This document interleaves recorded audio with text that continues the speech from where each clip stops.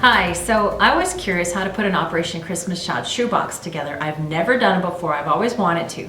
And so I asked Brittney Plett. She lives in Steinbach, but she helps out at the Landmark Christian Fellowship Church Shoebox store, and I thought she'd be great to ask. So I went shopping with Brittney and we put our boxes together. Okay, love the scrunchies, that's good.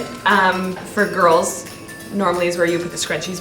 This is very good, having like a washcloth. Love the mitts, that's awesome. Duct tape, so good. Cute little puzzle, that's awesome. I see the notebook and a pencil, so that's really, really good. Let's go shopping. Okay.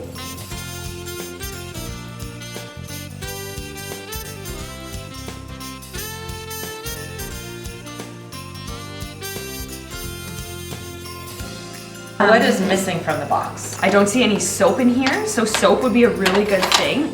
Dove soap actually floats, so that's usually the best one to pack in the shoe boxes, because then it, if it slips out of their hand when they're washing in the river, then it will float. It won't sink right to the bottom and then it's gone. Love to see more like school supplies in there too. For the older kids, sometimes they have to erase their whole notebook just so they can do a second year of school. So it's something we take for granted, but for them that's actually make it or break it when they go to school the next year. Yeah. So lots of notebooks is a really good idea. Same with pencils and pens and erasers and sharpeners are a really good idea. There's a blade here, is that okay? If it's covered, it's fine. Okay. What might be a good idea for something exactly like this, if it can fall off, just to put a piece of tape around it. Okay. Scissors is another thing. It's good to put into the box, but you have to, again, just make sure that the blade is covered.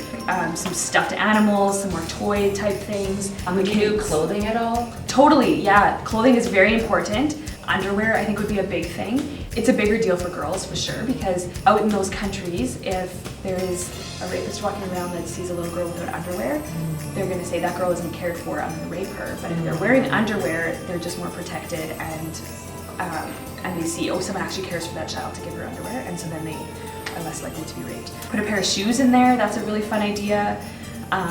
Like flip-flops? Yeah, flip-flops, sneakers. Crocs. I've seen cleats go, like soccer balls, pumps. People can put basically anything and everything in these boxes. Yeah. Things that you want to be careful with are exactly like the liquid stuff. Candy can't go, anything that has army prints can't go.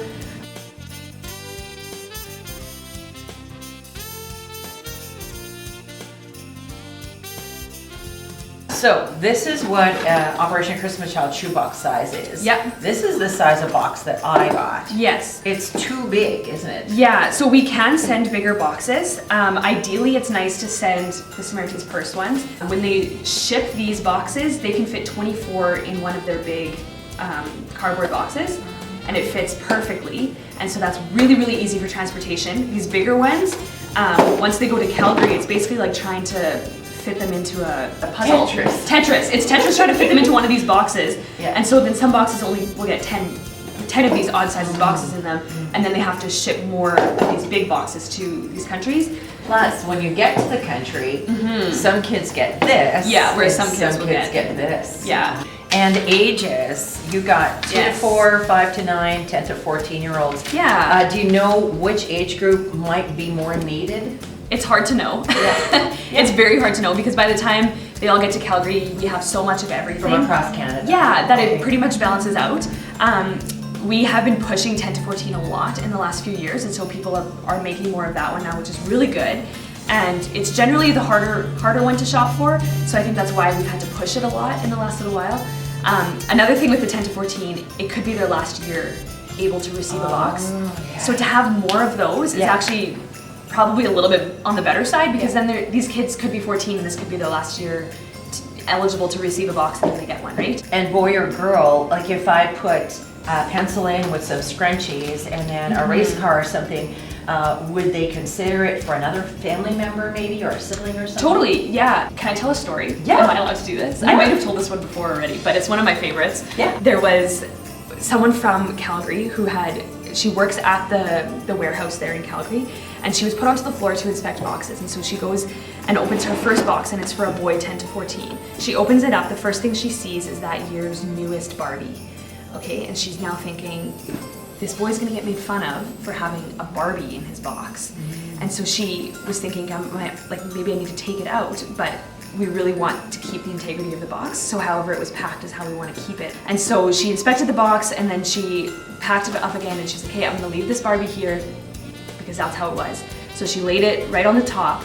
About a year later, she hears this full story of this same exact box.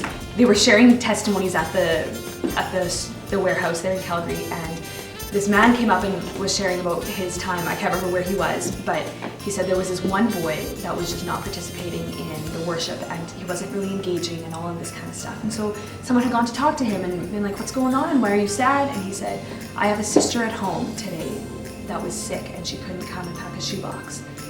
And so he thought it was just so unfair. How was he allowed to have this shoebox if his sister wasn't? And so they talked about it a little bit, and this guy helped him to actually just open up his box, and he said, maybe there'll be something in there for your sister. He opens it up, and the first thing he sees is his Barbie. I have goosebumps. Yeah. I get goosebumps every time I tell the story too.